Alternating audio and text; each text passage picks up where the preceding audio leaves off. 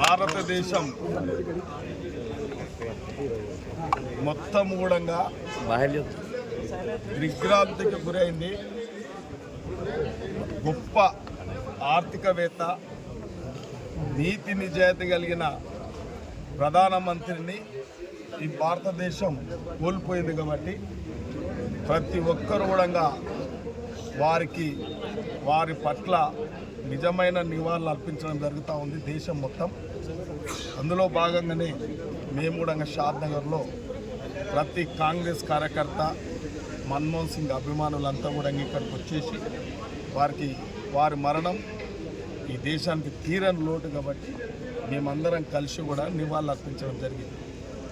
వారు భారత ప్రధానమంత్రిగా నీతి నిజాయితీగా ఈ భారతదేశాన్ని దిశ మార్చిన గొప్ప ఆర్థికవేత్త, కొత్త ఆర్థిక సరళీకృత విధానాలను తెచ్చి ఈ దేశంలో ప్రపంచ దేశంలో ఒక అగ్రగామి 5వ దేశంగా నిలిపించిన ఘనత అన్ని పార్టీలు కూడా ఒప్పుకుంటాయి. వాళ్ళ మోదీ గారు కూడా ఒప్పుకుంటారు. వారు నిజమైన ఆర్థికవేత్త.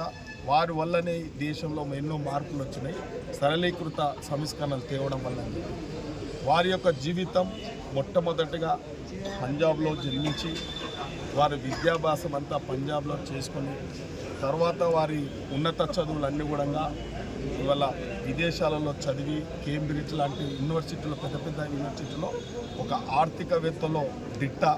ఆయనను మించిన నాయకుడు లేడు ఇవాళ భారతదేశంలో, అంత మంచి ఆర్థికవేత్త. కాబట్టి ఆయన ఈ దేశానికి ఎన్నో సేవలు అందించడం జరిగింది.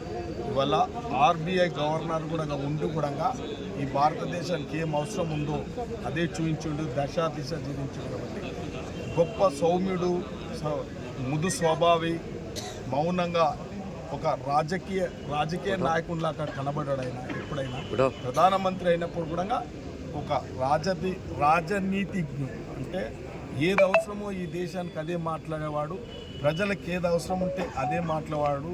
పార్టీలల్లో కూడా పెద్ద ప్రభావితం చేసేవాడు కాదు.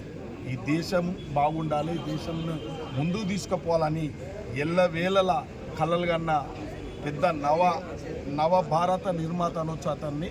ఇలా ఆర్థికంగా కూడా మనం అందరం ఈ స్థాయిలో ఉన్నామంటే కూడా ఆయన చూపించిన మార్గం ఈ ప్రభుత్వాలకు కానీ ఈ దేశానికి కానీ గొప్ప నాయకుని కోల్పోయింది. కాబట్టి మేమందరం కూడా వారి కుటుంబానికి నిజంగా భగవంతుడు అన్ని విధాల ఆయురారోగ్యాలు వారికి ఉండాలి. వీరి ఆత్మ నిజంగా కూడా భగవంతుడు ఆత్మకు శాంతి చేకూర్చాలని కూడా మేము ప్రతి కాంగ్రెస్ కార్యకర్తను ప్రార్థిస్తున్నాము. ఆ భగవంతుడు కూడా మరి ఇటువంటి లాల్ బహదూర్ శాస్త్రిని మర్పించిన గొప్ప నీతి కలిగిన వ్యక్తిని కోల్పోవడం భారతదేశం అంతా దిగ్భ్రాంతిలో గురైంది.